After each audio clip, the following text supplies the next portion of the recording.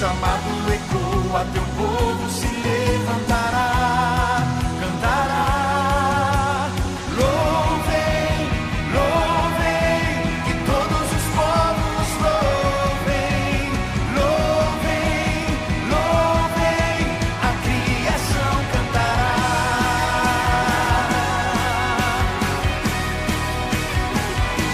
Cantará.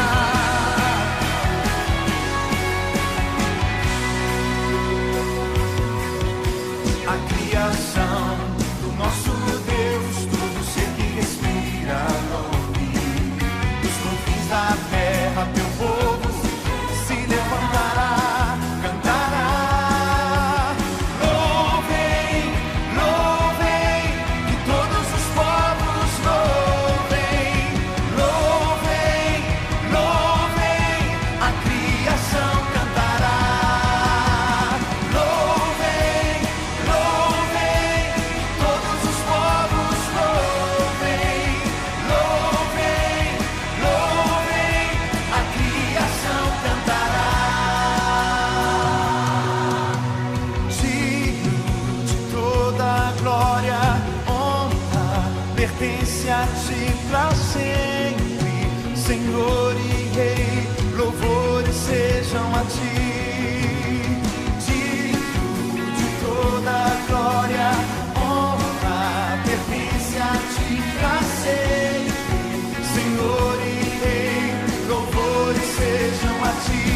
Digno, digno de toda glória, honra, pertence a ti pra sempre, Senhor e Rei, louvores sejam a ti.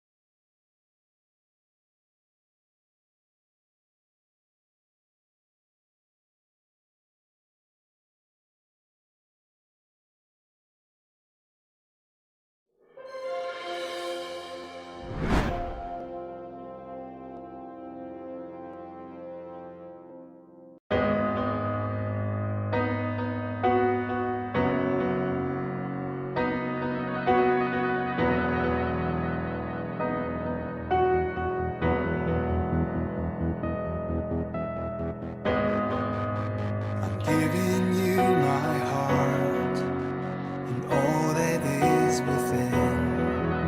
I lay it all down for the sake of you, my King. I'm giving you my dreams. I'm laying down my rights. I'm giving up my pride for the promise of new life.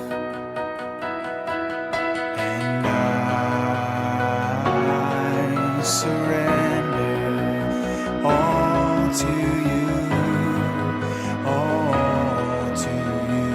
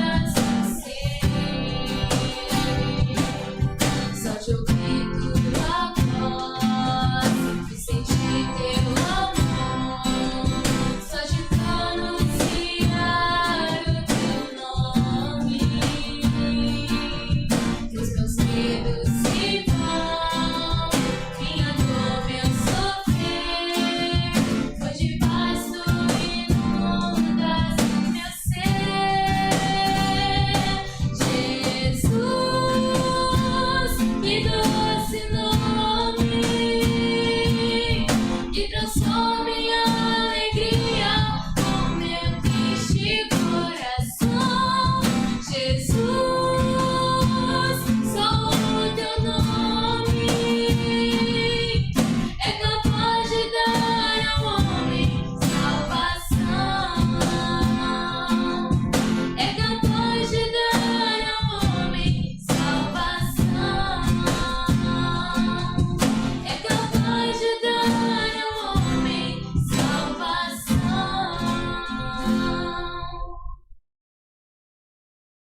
Graça e paz, que o Senhor possa abençoar a sua vida, te dando essa alegria da salvação por meio do nome que é sobre todo nome, Jesus. Só Ele é capaz de te dar salvação. E com certeza nós estaremos hoje juntos proclamando a verdade do Senhor, falando. O nosso tema hoje é desafiador, hein? Uma geração que se perdeu, uma geração que esqueceu Deus. E eu quero compartilhar com você sobre essa geração que esqueceu do Senhor. E nós precisamos buscar sempre a esse Deus maravilhoso, presente, que está conosco. E o papel, sabe de quem? Seu e meu. Nós precisamos proclamar o nome do nosso Senhor e Salvador Jesus e mostrar a eles o caminho da vida eterna. Jesus é o nosso Senhor. E por isso nós vamos louvar e bendizer, cantar e continuar louvando o nome do Senhor todos os dias da nossa vida. Amém? Continuemos então a louvar o nome do Senhor?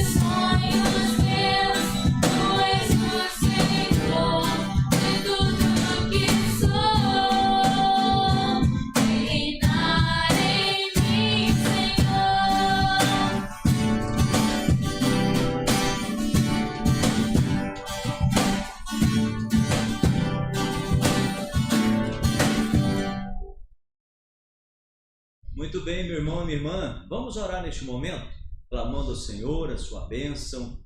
A palavra do Senhor fala que a súplica do justo muito pode por sua eficácia. E nós vamos neste momento orar para que o Senhor possa abençoar a sua vida. Oremos neste momento, não esquecendo aí daqueles irmãos que têm sofrido, né? Nossa irmã Bernadette está aí reclamando a nossa oração. Orar também pela vida dos irmãos que estão enfermos e também por aqueles que estão aí vivendo nesse tempo de pandemia e estão sendo aí acometidos aí pelo vírus, né? Que Deus possa livrar, abençoar e também curar, pois o Senhor é poderoso para isso. Oremos. Ó Deus, nós queremos nessa oportunidade orar, clamar ao Senhor, pedir a Tua bênção e suplicar, meu Deus, que o Senhor possa enviar o Teu socorro sobre os Teus filhos, abençoando, meu Deus, a vida dos nossos amados irmãos, aqueles que sofrem, aqueles que têm passado por dias difíceis, dias de enfermidade, dias em que, Deus, eles clamam pelo Senhor e clamam pelo socorro do Senhor. Que o Senhor possa atender a oração, que o Senhor possa resgatar essas vidas e que o Senhor possa curá-los, Pai. Assim, Deus, nós oramos e pedimos que o Senhor possa visitar esses teus servos em nome de Jesus. Amém. Amém. Que Deus possa abençoar a sua vida, queridos. Que o Senhor possa derramar graça, bênção, vida sobre vocês. Continuemos a louvar e bendizer o nome do Senhor.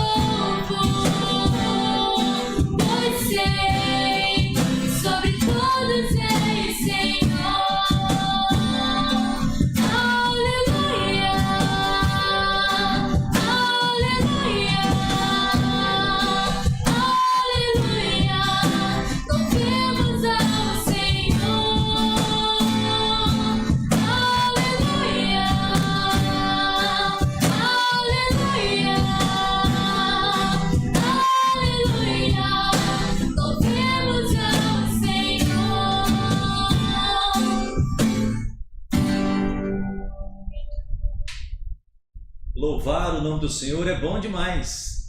É bom saber que Deus tem abençoado a nossa vida, a nossa história. E hoje eu quero falar sobre essa trágica história de uma geração que não foi discipulada, se perdeu. Quando essa geração não é discipulada, ela se perde. E aconteceu exatamente sobre essa geração e nós precisamos então tomar esse devido cuidado. Hoje nós estamos colhendo frutos de uma geração também que deixou de ser discipulada. Um tempo atrás, não tanto tempo atrás assim, você olhava para algumas pessoas, elas eram mais religiosas, mais temerosas. Você poderia deixar seu pertence. Um exemplo, você esquecia lá, quantas vezes eu trabalhando na farmácia, eles esqueciam lá um guarda-chuva, um casaco, não é? Algo assim, e ficava ali guardado por meses. Quando aquela pessoa lembrava, passava na farmácia e perguntava lá, estava no mesmo lugar lá, guardadinho, né? Estava lá na farmácia, guardado, e ela era então ali devolvida, né? Aquilo que não era da gente, era um bem. Hoje, como que essa geração está? Uma geração completamente destemida, uma geração que não teme a nada, não é? Antigamente você chamava a polícia, né, para criança, falava, vou chamar a polícia, ela ficava com medo e corria logo. Hoje você chama a polícia, você chama o bombeiro, você chama qualquer... O temor dessa geração está se perdendo e nós precisamos resgatar este coração temeroso, resgatar essa geração que respeitava pai e mãe, que respeitava a autoridade, não é? E o que nós vamos ver na Bíblia aqui são exatamente este levantar de uma geração que não busca a Deus. E o texto para nós aqui, nossa meditação, está aqui em Deuteronômio, no capítulo de número 6, verso de número 12.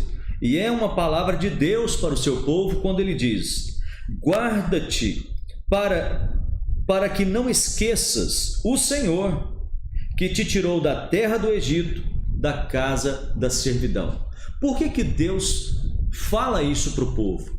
Por que Deus diz aqui para que esse povo pudesse se guardar e não esquecer dele? Porque Deus nos conhece. Deus sabe exatamente quem eu e você, quem somos. E quando essa situação de desobediência, de coração duro, de homens, isso não é de agora, claro, isso já é de há muito tempo.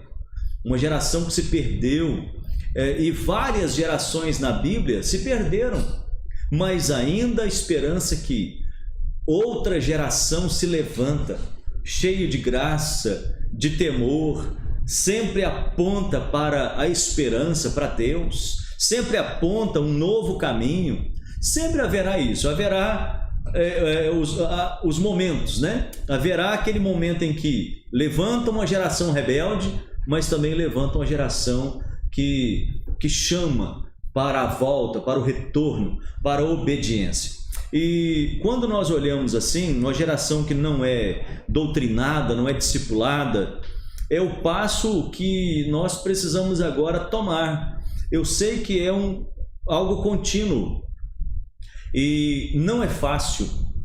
Agora discipular essa geração que hoje está aí desobediente, uma geração rebelde, uma geração que não conhece Deus, não tem intimidade com Deus, não tem experiência com Deus, não vai adiantar muito a gente mostrar para essa geração algo que eles não vão sentir, algo que só eu senti ou que uma geração passada sentiu.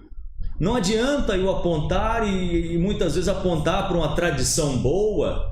Eu preciso ensinar essa geração, né? Como pai, como filho, como pastor, você como um bom cidadão, nós temos que clamar novamente, clamar para que a ordem volte para o nosso meio.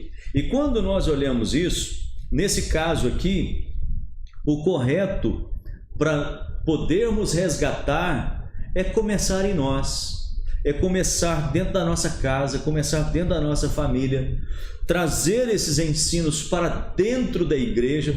Você já percebeu que até dentro da igreja mesmo existe uma geração complicada, difícil?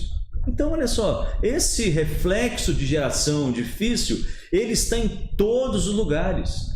Dentro da igreja, na sala de aula, na rua, na política, todo lugar tem gente boa e gente ruim. Agora, a quem nós vamos seguir?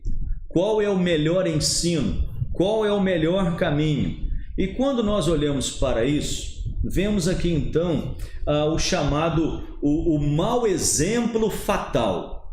É um mau exemplo que leva uma geração após outra para que essa geração seja pior. Então, olha só, uma geração que é ruim, a outra vai ser pior, se não foi ensinada. Se não tirar daquele meio ali aquele cidadão que está desorganizado, destemperado, ele precisa então conhecer algo que seja melhor do que aquela situação que ele está.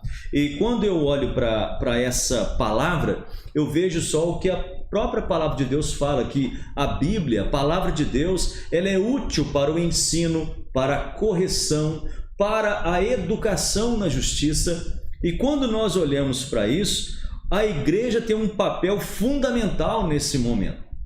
A igreja, ela, por mais que seja perseguida, é algo muito gratificante quando nós olhamos para essa igreja e entendemos que, imagina só, uma cidade sem igreja.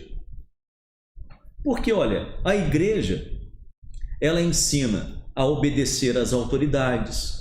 Eu fico pensando aí, a justiça, a polícia, ela não tem tanto trabalho com a gente, não é? Eles têm trabalho com a gente de chamar a atenção quando a gente extrapola assim um horário, um som mais um pouquinho alto, nada que chegue assim àquelas boates, né, que ultrapassa os decibéis aí. Eles implicam conosco. Por quê? Porque a gente quer dar um bom testemunho, não é? Então, assim, e a gente fica meio estranho dentro de uma sociedade. Mas para a gente poder notar que o crente fulano foi preso, tá, mas isso é uma exceção no meio de tantos. É isso que a gente fica pensando muitas vezes, que a igreja, ela mais promove o bem, ela tem muito mais gente que está disposta a fazer o bem, a trazer ordem para um caos instaurado no meio de uma sociedade, do que propriamente essa igreja gerar caos, gerar problema, né? Nós, Igreja Presbiteriana, estamos aqui em Guarapari há 43 anos. Pode ser que muita gente ainda não conheça a igreja. Por quê? Porque não é uma igreja de trazer escândalos. Eu fui comprar um carro uma época e a pessoa que foi me vender o carro disse assim, mas eu não te conheço, eu não sei nem quem você é, né? Eu falei, não me conhece mesmo, eu não tenho aqui o nome no SPC, eu não sou procurado pela justiça, então você não me conhece mesmo. Mas pode olhar na minha ficha, que a minha ficha é limpa, né? E a gente fica olhando assim muitas vezes para essa situação de que a igreja muitas vezes ela não é muito conhecida porque ela não traz muito escândalo.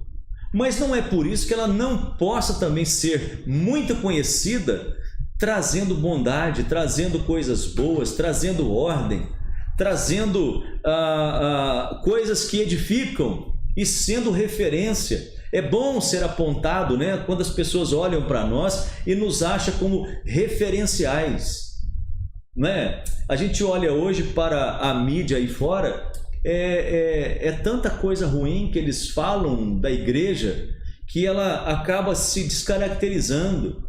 E parece que ser da igreja hoje é algo ruim. Ser hoje um evangélico é algo ruim. Eu digo para você que não é. Porque sendo evangélico, nós vamos partir aqui das orientações práticas, das orientações que vão nos ajudar a discernir qual é a vontade de Deus. Você já imaginou só uma sociedade sem Deus? Eu digo sem a igreja no início, mas já imaginou uma sociedade sem Deus? E é essa sociedade que aponta para Deus, essa chamada sociedade cristã, esse povo cristão, é que aponta para Deus, aponta para a verdade, aponta para um caminho melhor. E é isso que nós estamos falando nessa noite aqui. É um povo que traz aqui agora uma essência diferente. E ao olhar aqui na palavra do Senhor, durante muito tempo aqui, a tribo de Efraim, ela sendo lá a chamada tribo mais poderosa das 12 tribos, não é? Então essa tribo aqui, ela levanta também um sucessor, né? Josué, sucessor de Moisés. Moisés é da tribo de Efraim, efraimita, e essa tribo aqui agora, ela tem o privilégio de reger, ela tem um prestígio de reger, ela tinha os seus juízes, e está lá então em Juízes 8:2. E Davi, sendo rei, a liderança dele passa a ser para a tribo de Judá. Então você vê que dentro da tribo de Efraim existe lá os juízes, Moisés, Josué, e logo depois passa-se ao reinado de Davi para a tribo de Judá. Então, a história que nós vemos, ela não é uma história estática, ela é uma história dinâmica, e nós podemos aqui ver, dentro dessas histórias bíblicas, os que nós assim chamamos de protagonistas dessa história, encontrando aqui um lugar da verdadeira adoração, apontando para Deus. E dentro desse discipulado nós vamos ver aqui bons exemplos e maus exemplos. Nós vamos ver aqui um exemplo. Moisés, ele ensina e ele deixa aqui um sucessor. Quando nós olhamos para a vida de Josué, Josué já não teve tanta eficácia assim em deixar o seu sucessor. Então, olha só, voltando lá para aquela nossa meditação do Salmo 78, vocês viram ali que dentro desse agir no Salmo 78, você vai perceber que esse Salmo, ele nos dá aqui um esclarecimento melhor. E eu quero ler essa parte aqui do verso 8 ao 11, diz assim: eles não serão como seus antepassados, obstinados e rebeldes, povo de coração desleal para com Deus, gente de espírito infiel. Os homens de Efraim, flecheiros armados, viraram as costas no dia da batalha, não guardaram a aliança de Deus e se recusaram a viver de acordo com a sua lei. Esqueceram o que eles lhe havia mostrado. Então, o Salmo 78, ele aponta para uma atitude de esquecimento de um povo, né? A tribo de Efraim vira as costas para Deus. No meio, então, de toda a ação de Deus, eles desdenham da vontade, do poder, da presença do Senhor. Efraim aqui no Salmo 78, 9, né, não é aqui empregado simplesmente como uma metáfora, é um nome mesmo, e é fato histórico, dentro daquele aspecto lá histórico, né, de 1800 anos. Este salmo então ele celebra as ações de Deus no meio do povo, e sempre chamando o povo para a presença dele, e sabendo também que muitas vezes o povo abandona os ensinos. Uma geração volta para Deus, a outra geração esquece de Deus. E aquela geração que esquece de Deus, ela é atribulada, ela é perseguida. E essa geração, então, Deus levanta no meio dessa geração que está sofrendo homens fiéis para apontar o caminho para a próxima. E assim sucessivamente, os bons exemplos, os maus exemplos. Efraim é uma referência a um mau exemplo. Eles eram guerreiros, mas eles negligenciaram, foram relapsos. Como soldados bem armados, eles retrocedem na batalha, eles não avançam, eles se tornam covardes diante da dificuldade que eles tiveram. Eles retrocedem. E é possível aqui que o Salmo 78 ele está se referindo à própria derrota de Saul lá em Gilboa. Lembra em 1 Samuel, no capítulo 31, verso 1, quando Saul é derrotado. E a derrota maior simplesmente foi por quê? Porque abandonaram o Senhor. Quando abandona Deus, quando vira as costas para Deus, o povo perece. E quando nós olhamos aqui essa pessoa, né, essa tribo que volta as costas para Deus, vamos aqui entender um pouquinho só: o guardar a aliança e o quebrar a aliança. Guardando a aliança, Deus é fiel, Ele não quebra a aliança. Todas as vezes que o povo entrou aqui em descrédito, em fracasso, sofrendo grandes perdas, é porque o povo abandonou o Senhor. Deus continua sendo Deus, mas quem abandona, quem quebra a aliança, é o próprio povo. O salmista aqui então diz que um dos problemas daquela geração foi o quê? Olha o Salmo 78, verso 11.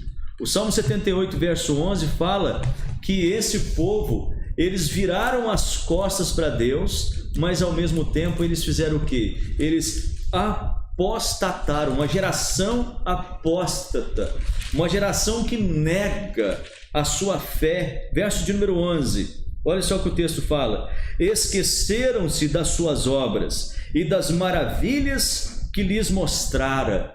Eles esquecem de tudo que Deus fez, eles esquecem de tudo que Deus ali, abrindo caminho, quebrando os arcos, despedaçando ali o inimigo, mas eles ali voltam as costas para Deus. Eles acham que a força do braço deles, lembra de Deuteronômio quando nós lemos? Guarda para não esquecer-te do teu Deus. Por que Deus está dizendo isso? E dizendo o seguinte: quando entrar na terra de Canaã, nunca diga que a força do braço de vocês o trouxeram aqui. Quando eles chegam em Canaã, a primeira coisa que eles fazem, eles dizem: a força do nosso braço nos trouxe aqui. Imagina, Deus diz: olha, não diga. Eles vão e afirmam que foi a força do braço. Eles desdenham de Deus, esquecem de Deus. E o salmista aqui, ele compreendia que a transmissão das tradições históricas de geração em geração visava o quê? Deter a rebeldia. Quando eles apontavam para Deus, quando eles contavam as histórias, você lembra aí? Não sei se você lembra, mas os nossos avós faziam muito isso com a gente, contava as histórias da Bíblia, contava as coisas, né? Contava como Deus era poderoso, como Deus fazia, como Deus agia. Só que agora essa geração, ela sabe muito mais de tantas coisas e muito menos de Deus. É uma geração que está esquecendo de Deus. Culpa delas? Sim, mas culpa de quem não está ensinando também. Culpa de quem não está aqui apontando para o verdadeiro caminho. E quem vai pagar o preço? A geração que está agora vivendo, não é? Vai pagar o preço. Por que essa geração, hoje nós estamos sofrendo com essa geração?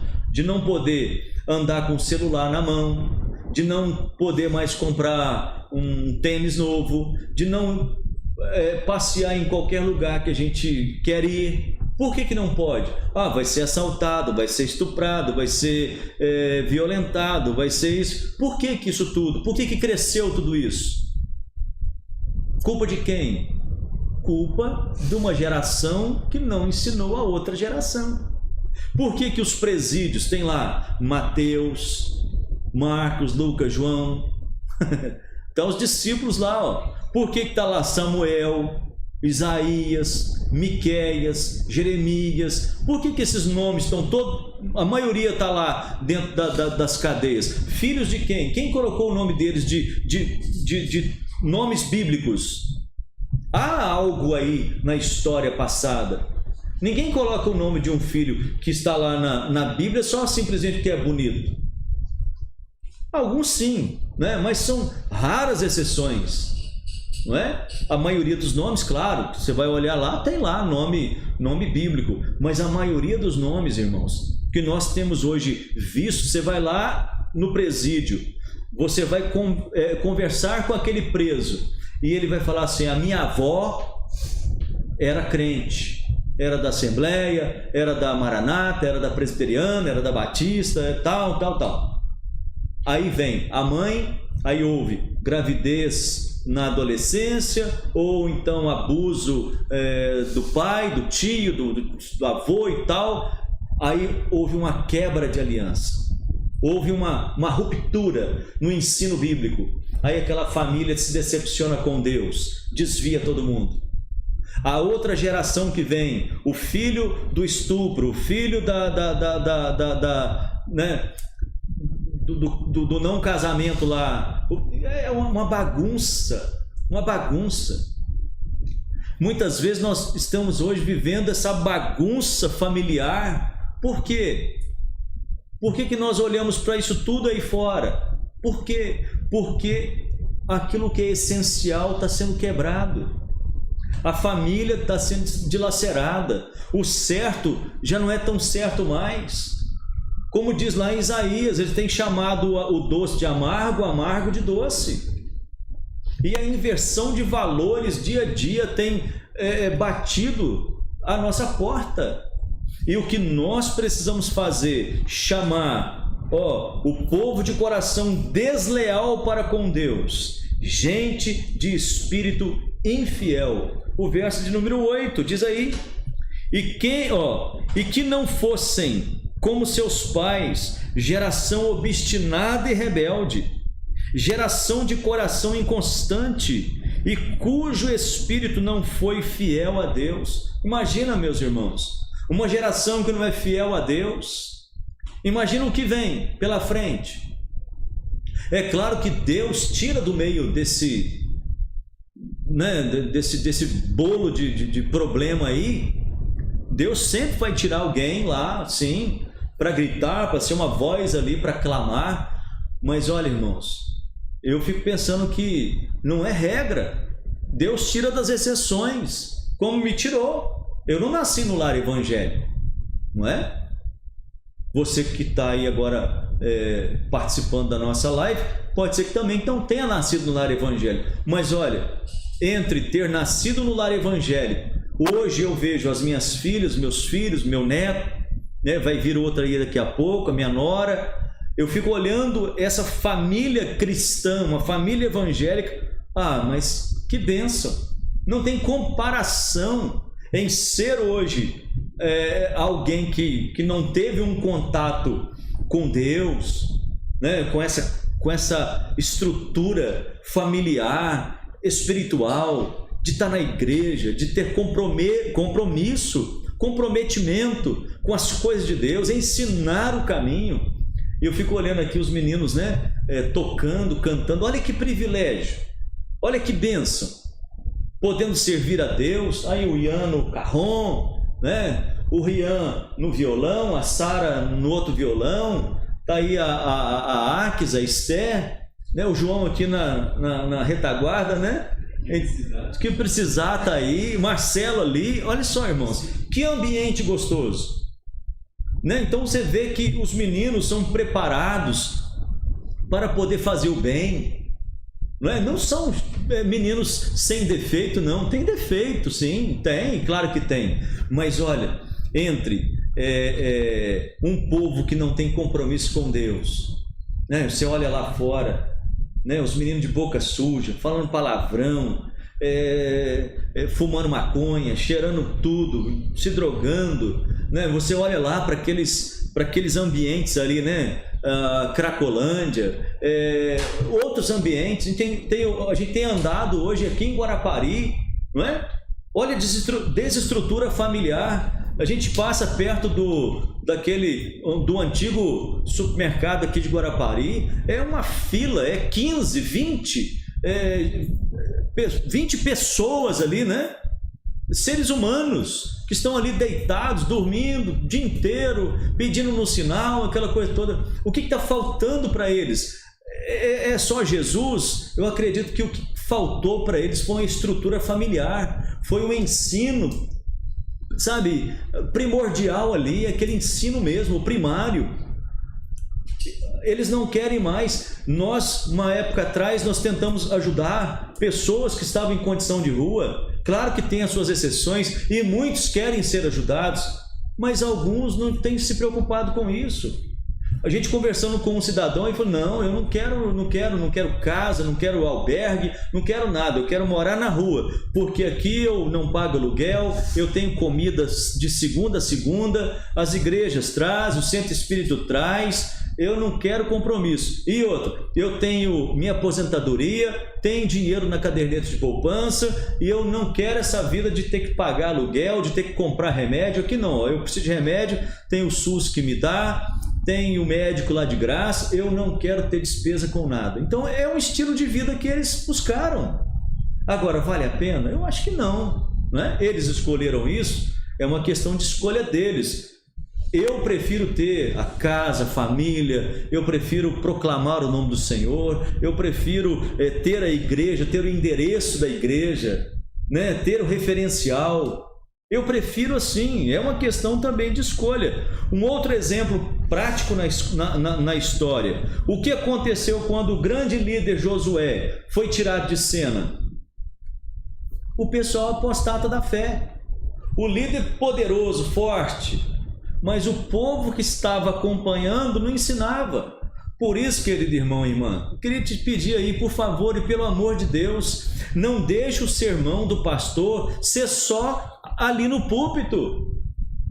Que o sermão do pastor desça para sua casa, desça para sua família, desça para o seu ambiente, discuta aquele sermão, traga esse ambiente para sua casa, traga para sua família, rumina aqueles ensinos durante a semana toda, chama a criançada, chama a família, faça lá as perguntas, traga para a igreja caneta, papel, dê trabalho ao seu pastor, sabe como? Lendo a Bíblia.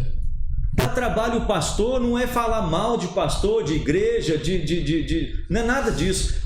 Dá trabalho para pastor é quando o crente começa a ler Bíblia, sabe? Quando ele começa a orar, quando ele começa a buscar Deus, quando ele começa a testemunhar, quando ele começa a buscar a ordem, quando ele começa a ser realmente igual a Jesus. Então, esse crente chama a responsabilidade daquele que é o líder também, e tendo ali uma família discipuladora, abençoadora, é o que nós precisamos fazer, né? Enquanto Josué vivia, estava tudo bom. Quando Josué morre, bom, acabou, se perde tudo. Então, olha só, Juízes 2:10, não é? Talvez aqui um dos versículos mais trágicos da Bíblia. E o que nós olhamos aqui então, olha só, Juízes 2:10, você vai perceber que há coisas que traz aí ao nosso coração, sabe, essas consequências terríveis, e você precisa buscar a orientação de Deus. Juízes 2:10, eu não sei se você está com a sua Bíblia aí, mas olha só, presta atenção na leitura. 2:10, foi também congregada a seus pais toda aquela geração, e outra geração após eles se levantou, que não conhecia o Senhor, nem tampouco as obras que fizera Israel. Ô irmãos, sinceramente, isso é triste demais. Você já imaginou se você morre hoje? Vamos supor que agora, vamos fazer aqui uma ideia. A igreja morreu hoje, acabou, morreu todo mundo. Vai nascer uma geração de como que vai nascer essa geração? Será que essa geração vai nascer com os nossos exemplos, com as nossas histórias, com experiências, contando? Irmãos, nós precisamos ensinar para essa geração que está vindo aí, não é? Está chegando aí o Gael, está chegando aí o Isaac, né? Está chegando aí a turminha. Tá chegando aí. Tem aí o Arthur, tem mais quem? Tem o Henrique, tem o Heitor, né? Mas tem também a moçada, tem os adolescentes. Vocês, a nossa geração não morreu ainda. Então nós precisamos falar para gerações, a geração que está e a geração que está vindo. Nós precisamos proclamar, não é? Falar do amor de Jesus. Olha só, um pai aqui tinha toda a responsabilidade de falar para os filhos, mas ele não discipula os filhos. Eli não discipula os filhos, e a condenação vem como? A condenação vem para dentro da casa dele. Deus levanta alguém de fora para poder ser aqui um proclamador, a geração chamada geração de Samuel. A geração de Eli não proclamou, a geração do sacerdote não proclama. Deus levanta um menino de fora de uma impossibilidade, não é? De uma impossibilidade. Deus fala o coração daquele menino, e esse menino então levanta uma geração nova, a chamada geração de Samuel. Então, irmãos, Juízes aqui, ele fala dessa terceira geração, uma geração que não conheceu. Então, olha só, presta muita atenção. Se for eu a primeira geração, a minha segunda geração vai ouvir de Deus. Mas agora, a terceira geração não pode falhar. Tem que continuar falando. Eu fico maravilhado quando algumas pessoas dizem, né? Eu sou da quarta geração, da quinta geração, da sexta geração, né? Então isso é maravilhoso quando a gente olha para esses ensinos, sabendo que não falharam, né? E uma geração, eu quero que a minha próxima geração seja muito melhor que a minha, muito melhor que eu, muito mais crente, muito mais dedicada, né? Mas o que nós temos visto é que essa geração, ela precisa voltar o seu coração para o Senhor, né? E nós olhando aqui na palavra do Senhor, Juízes no capítulo 2, verso 11 ao verso 23, eu quero só finalizar aqui para a gente poder orar. Diz assim, então fizeram os filhos de Israel o que era mal perante o Senhor, pois serviram aos Baalins.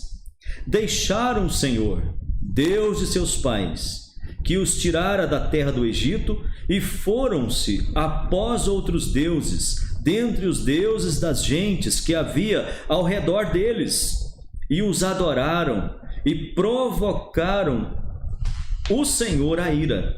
Portanto, deixaram o Senhor e serviram a Baal e a Astarote. Pelo que a ira do Senhor se acendeu contra Israel e os deu na mão dos espoliadores, que os pilharam, e os entregou na mão dos seus inimigos ao redor, e não mais puderam resistir a eles. Por onde quer que saíam, a mão do Senhor era contra eles, para o seu mal, como o Senhor lhe dissera e jurara, e estavam em grande aperto. Suscitou o Senhor juízes, que os livraram da mão dos que os pilharam. Contudo, não obedeceram a seus juízes, antes se prostituíram após outros deuses e os adoraram. Depressa se desviaram do caminho por onde andaram seus pais, na obediência dos mandamentos do Senhor, e não fizeram como eles. Quando o Senhor lhe suscitava juízes, o Senhor era como o juiz, e os livrava da mão dos seus inimigos todos os dias daquele juiz. Porquanto o Senhor se compadecia deles ante os seus gemidos, por causa dos que os apertavam e oprimiam. Sucedia, porém, que falecendo o juiz, reincidiam e se tornavam piores do que os seus pais, seguindo após outros deuses, servindo-os e adorando-os eles. Nada deixavam das suas obras, nem da obstinação dos seus caminhos. Pelo que a ira do Senhor se acendeu contra Israel, e disse: porquanto este povo transgrediu a minha aliança, que eu ordenara a seus pais, e não deu ouvidos à minha voz. Também eu não expulsarei mais de diante dele nenhuma das nações que Josué deixou quando morreu, para por elas pôr Israel à prova, e guardará ou não o caminho do Senhor, como seus pais o guardaram. Assim, o Senhor deixou ficar aquelas nações e não as expulsou logo, nem as entregou na mão de Josué. Está vendo? Nesse momento aqui nós vemos a tragédia que é uma geração que não anda no caminho de Deus, uma geração que não é doutrinada, não é discipulada. Então, meus irmãos, a lição que aprendemos hoje é que não basta apenas trabalhar a próxima geração a consciência histórica, não basta, não é? Mantendo na vida deles. Sabe por quê? Porque se fosse assim, a geração seria muito melhor depois de Lutero, depois de Calvino, depois desses homens que batalharam para poder estar aqui hoje, este legado. Então não adianta só apontar para aquilo que foi feito. O que nós precisamos fazer com essa geração é clamar a Deus para que eles possam ter a experiência deles, para que eles possam ter uma vivência com o Senhor, para que eles possam ter aqui agora um despertamento, uma vida completamente agora voltada para Deus, né? Então, o verso 11 que nós lemos: eles fizeram o que era mal aos olhos do Senhor. Verso 12 e 13, eles abandonaram o Senhor. Verso 11 ao 13 novamente, eles adoraram outros deuses. E no verso 12, eles se prostraram diante dos deuses. A consequência é, se você não fizer as pazes, como diz lá na palavra, e Deus converterá o coração dos pais aos filhos e dos filhos aos pais. Nós precisamos fazer as pazes com essa geração. Como eu disse aí um tempo atrás, o seu filho não precisa de um celular novo, o seu filho precisa de você. O seu filho não precisa de um PlayStation novo, ele precisa de você. Ele precisa de exemplo, ele precisa que você o conduza no caminho, ensinar a criança no caminho que deve andar, é estar com ela no caminho e apontando para que ele possa, essa geração possa ter a sua experiência com Deus. E eu quero fazer um desafio: quanto tempo você não tem uma experiência com Deus? Eu sei que existe uma geração aí atrás que matou Deus, né? Deus não parece que nem fala mais, Deus parece que não dá experiência nenhuma mais, e qualquer experiência que a gente tenha com Deus é pentecostalismo. Cuidado com essa visão, isso não é de Deus também não. Você precisa ter experiência com Deus, na leitura da palavra, na oração, sabe, no seu momento lá de jejum com Deus. Você precisa ter, porque essa experiência com Deus vai firmar os seus pés na presença dele.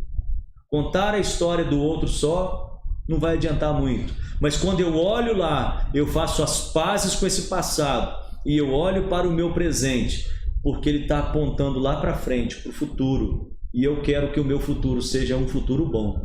Eu quero que a minha geração possa clamar Deus e conhecer Deus assim como eu conheço agora, e que o Senhor possa abençoar a sua vida, e que todo esse agir de Deus seja nessa geração para a glória do nome dele. Amém? Vamos louvar? Continuar louvando e bendizendo o nome do Senhor?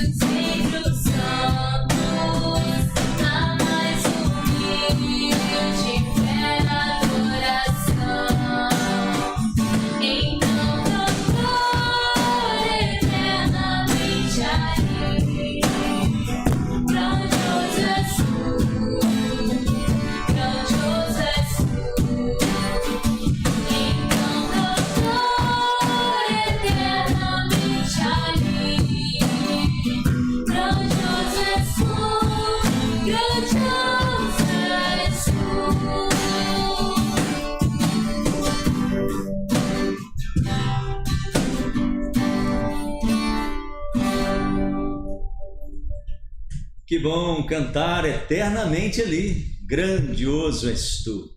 Que Deus possa abençoar a sua vida, querido irmão e irmã. Estaremos juntos aí próximo domingo, 9 da manhã e 19 horas. Tá bom? Então que Deus possa abençoar. Eu quero orar aqui. Minha sogra pedindo oração aqui. Deus abençoe, Aparecida, e que o Senhor possa derramar aí a bênção sobre sua vida. Minha irmã também está com o pé quebrado aí. Orar para Deus abençoar aí e abrir esse SUS aí para cuidar desse pezinho aí, né, Márcia?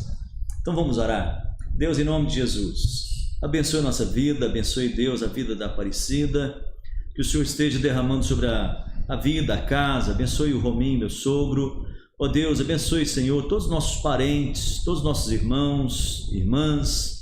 Abençoe, Deus, a minha mãe, derrama sobre a vida dela a graça do Senhor. Todas as mães, pais, neste momento, Senhor, derrame graça, alegria. É um tempo, Deus, em que a alegria do Senhor é a nossa força. Que o Senhor possa nos conduzir nesta esperança que é o Senhor.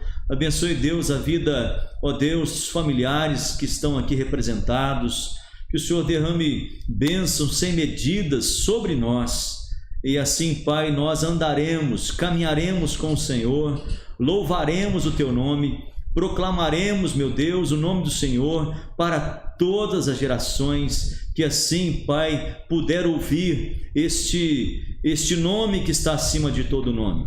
Ó Deus, não deixe este povo do Senhor se perder. Não permita que apostatem da sua fé e não permita, Deus, que esse caminho seja, Deus, um caminho costumeiro, um caminho sem graça. Muito pelo contrário, é o caminho sobremodo excelente e nós queremos estar na presença do Senhor. Bendito e exaltado seja o Teu santo nome. Oramos no nome de Jesus. Amém. Que Deus abençoe, meu irmão, minha irmã. Fica na paz. Firme.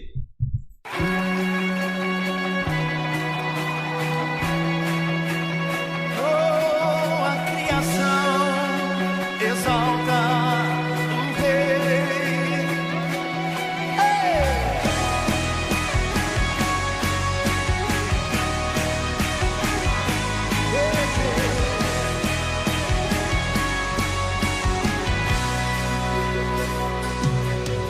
A criação do nosso Deus, todo ser que respira ouve. Dos confins da terra, teu povo se levantará, cantará. Dos montes e vales, das praias distantes, o chamado ecoa, teu